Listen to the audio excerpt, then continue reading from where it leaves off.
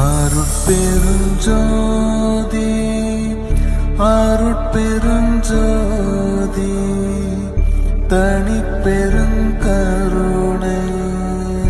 அருட்பெருஞ்சோதி.